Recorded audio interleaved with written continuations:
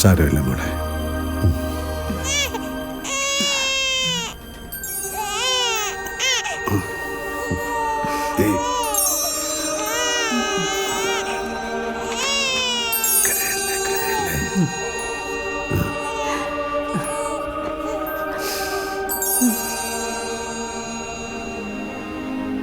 ഇപ്പൊ ഇവരോട് പറയാൻ നമുക്ക് എത്രമാത്രം കഥകളായി അല്ലേ? ആനയും പാമ്പും കരിങ്ങിനും എല്ലാം ഉള്ള അഡ്വഞ്ചർ സ്റ്റോറി ഞാൻ പറയാം. കല്യാണം കഴിഞ്ഞിട്ട് 10-12 വർഷത്തേക്ക് പിള്ളാരെ വേണ്ടെന്ന് വെച്ചത് എന്തിനാന്ന് ഇവർ ചോദിക്കും. ഉറപ്പാ? അയ്യോ, അപ്പെന്ത് പറയും? ആ കഥ നമുക്ക് 2 പേർക്കൂടെ പറയാം.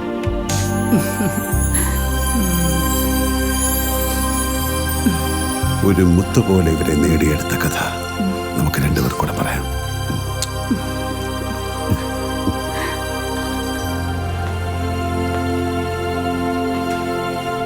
സർ, ഒരു കോൾ.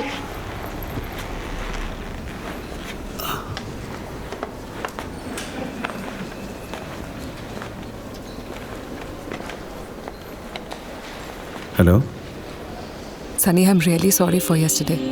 ഏയ്, അത് വേണോ? മോളിക്കുട്ടിയും മക്കളും സുഖമായിരിക്കുന്നു. They are doing good. സണ്ണിയോ? അത് പറയാൻ ഞാൻ പലവട്ടം വിളിച്ചിരുന്നു, പക്ഷെ നൈന ഫോൺ എടുത്തില്ല. Thanks a lot four saving my life. ഇത്ര സുഹൃത്തുക്കൾ ഉണ്ടായിട്ടും വഴക്കടിക്കാനാണെങ്കിലും ആ സമയത്ത് എന്നെ വിളിച്ചത് നീ മാത്രമാണ് നൈന. പോലീസിനെ അറിയിക്കാൻ ഇത്തിരി വൈകിട്ടാണെങ്കിലും വിധി നിയോഗിച്ചത് എൻ്റെ പ്രിയപ്പെട്ട കൂട്ടുകാരിയായ നിന്നെയാണ്. നൈന, നീ ഇല്ലായിരുന്നെങ്കിൽ ഞാൻ... കൂട്ടുകാരി അങ്ങനെ അങ്ങ് സീൽ ചെയ്തല്ലേ?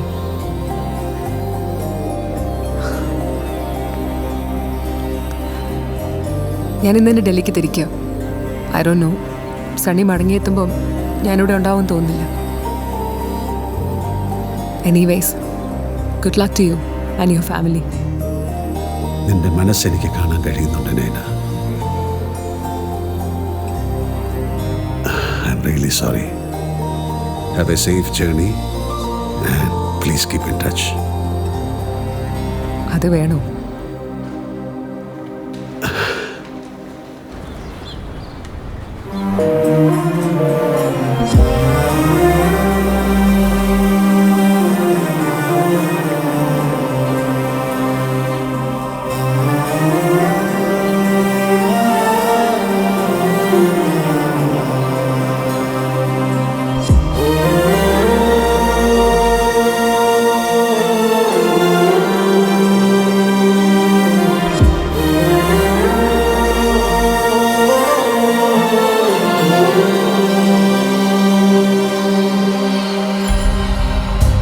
കഴിഞ്ഞ രാത്രി ഡോക്ടറുടെ കൈകളിലേക്ക് എൻ്റെ കുഞ്ഞുങ്ങൾ പിറന്നു വീണ സമയം, അതേ സമയം തന്നെ അപരിചിതനായ ഒരു ഫയർഫോഴ്സ് ഓഫീസറുടെ വലം കൈ എന്നെ മരണത്തിൽ നിന്ന് ഉയർത്തിയെടുക്കുന്നു.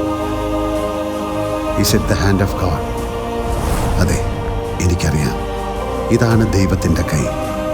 പക്ഷേ ഒരു സംശയം, ഒരു കരത്തിൽ മുറുക്കി പിടിച്ച ദൈവം എൻ്റെ മറുകരം വെറുതെ ഇട്ടത് എന്തിനായിരിക്കും?